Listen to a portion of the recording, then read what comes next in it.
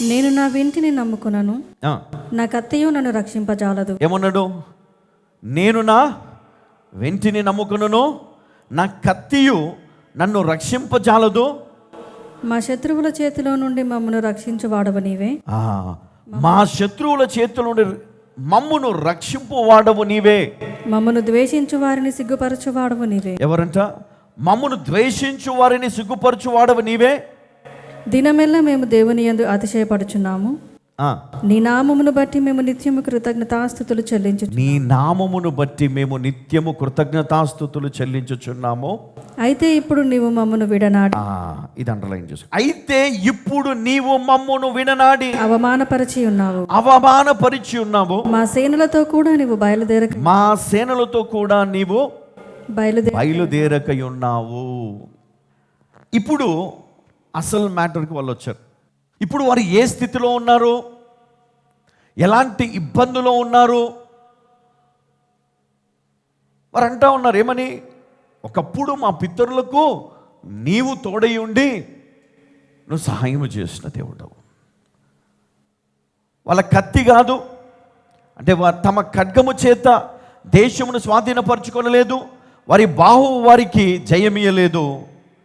నీవు వారిని కటాక్షించితివి గనుక నీ దక్షిణ హస్తమే, నీ బాహువే, నీ ముఖ కాంతియే వారికి విజయము కలుగజేసను. అయితే ఇప్పుడు ఇక్కడ 9వ వచనం, అయితే ఇప్పుడు నీవు మమ్మను విడనాడి అవమానపరిచి ఉన్నావు.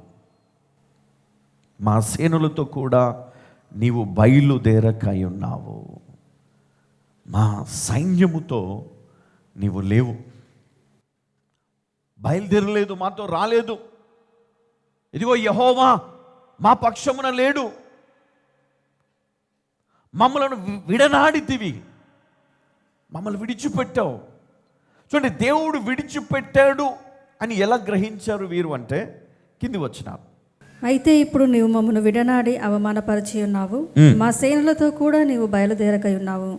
శత్రువుల ఎదుట నిలవకుండా మమ్మను వెనుకకు పారిపోజేయుచున్నావు. ఏమంట? శత్రువుల ఎదుట నిలవకుండా మమ్మను వెనుకకు పారిపోజేయుచున్నావు. మమ్మను ద్వేషించు వారు ఇష్టము వచ్చినట్లు మమ్మను దోచుకొనుచున్నారు. ఎవరంటే? మమ్మను ద్వేషించు వారు ఇష్టము వచ్చినట్లు మమ్మను దోచుకొనుచున్నారు. చూడండి, ఇక్కడ దేవుడు వారి పితరులకు తోడుగా ఉన్నప్పుడు ఆయన వారి ముందుగా ఉన్నాడు. వారి సేనలకు ఆయన తోడై ఉన్నాడు. వీళ్ళు ఏమంటున్నారు? నీవు మా సేనలతో కూడా నీవు బయలుదేరకై ఉన్నావు అని ఇక్కడ వీరు ప్రస్తావిస్తూ ఉన్నారు. మరి ముందు వారి పితరుల కాలంలో దేవుడు ఏం చేశాడంటే, నీవు వారిని కటాక్షించితివి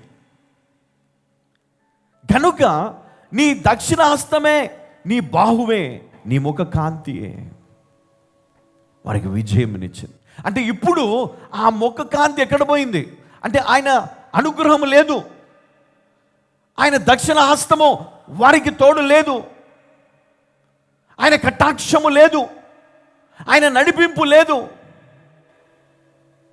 నిజంగా కొన్నిసార్లు మన జీవితంలో కూడా అలాంటి పరిస్థితులు వచ్చేస్తాయి. అలాంటి పరిస్థితులు వచ్చినప్పుడు ఏం చేయాలో అర్థం కాదు, ఎటు పోవాలో అర్థం కాదు. ప్రార్థన చేస్తూ ఉంటాం, మందిరానికి వెళ్తూ ఉంటాం.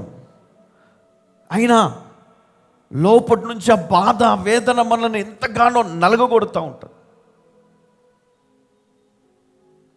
మందిరానికి వెళ్తే కూడా మనం దేవుణ్ణి ఆరాధించలేం, మందిరంలో కూర్చొని దేవుణ్ణి ఘనపరచలేం, ఆయనను స్తుతించలేము, ఆరాధించలేము, ఆయనను ఘనపరచలేము. చాలా వేదన, మనకి చాలా డిస్టర్బ్ అవుతూ ఉంటాం. మనం సంఘంలో కూర్చున్నప్పుడు అవే ఆలోచనలు, అవే చాలా డిస్టర్బ్ అయిపోతూ ఉంటాం మనం. సో సక్సెస్ రాదు, పరిగెత్తలేం, సరి అయినటువంటి డెసిషన్స్ తీసుకోలేం. ఏది తీసుకున్నా అది మనకు రాంగ్ అయిపోతూ ఉంటుంది. అయ్యా, నేను సరైన వాళ్ళని పెట్టాను, సరైనది తీసుకున్నాను, సరైనది చేశాను, అయినా ఇవన్నీ కూడా తప్పు అయిపోయినాయి. ఎందుకు? దేవుడు చెయ్యి విడిచిపెట్టాడు, దేవుడు లేడు, దేవుడు వారికి తోడై ఉన్నట్లుగా మనకు తోడై లేడు. సమస్యల వలయంలో చిక్కుకున్నాం. చూడండి, అవమానించబడ్డాం. శత్రువుల ఎదుట నిలవకుండా మమ్మను వెనుకకు పారిపోజేయుచున్నాము. మమ్మను ద్వేషించువారు ఇష్టము వచ్చినట్లు మమ్మను దోచుకొనుచున్నారు. నిజంగా చాలామంది గొప్ప గొప్ప శాస్త్రవేత్తలు కావచ్చు,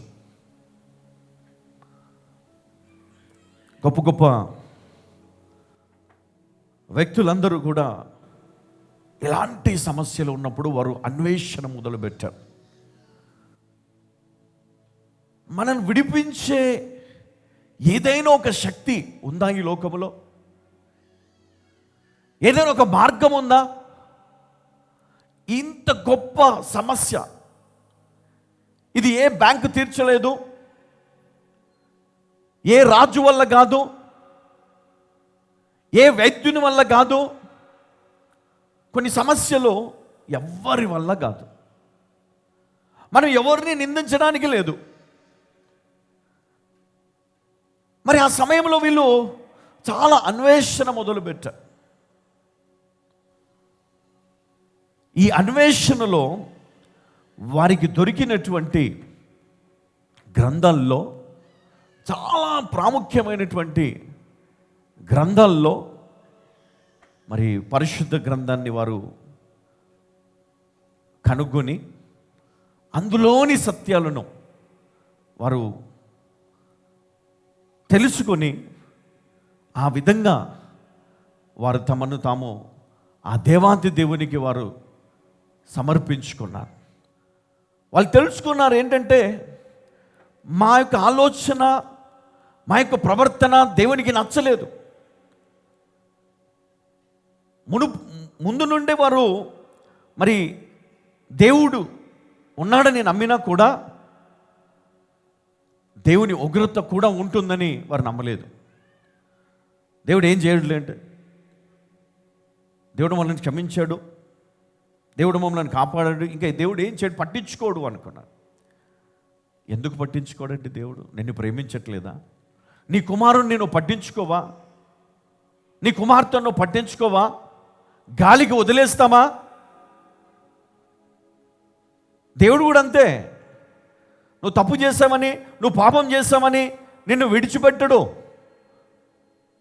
ఆయన నీకు తోడుగా ఉంటాడు, నిన్ను పట్టుకుంటాడు. కానీ నీ తప్పును గ్రహించేటట్టుగా చేసి నిన్ను తిరిగి ఆయన యొద్దకు నడిపిస్తాడు. దాన్ని మనం గ్రహించాల. అయ్యా, మా పితరులకు నువ్వు ఎన్నిగా సహాయం చేసావు, ఇంత గొప్ప విజయాన్ని ఇచ్చావు, మాకు తెలుసు. 5వ వచనంలో అంటున్నాడు, నీ వలన మా విరోధులను అణిచివేయుదుము, నీ నామం వల్లనే మా మీదికి లేచు వారిని మేము త్రొక్కివేయుదుము. ఇది తెలుసు. కానీ ఇప్పుడు ప్రస్తుతము మా జీవితంలో ఉన్నటువంటి మరి ఈ శత్రువుల ఎదుట నిలవబడకుండా మమ్మను ఎందుకు నువ్వు వెళ్ళకొడుతున్నావు, సిగ్గుపరుస్తున్నావు?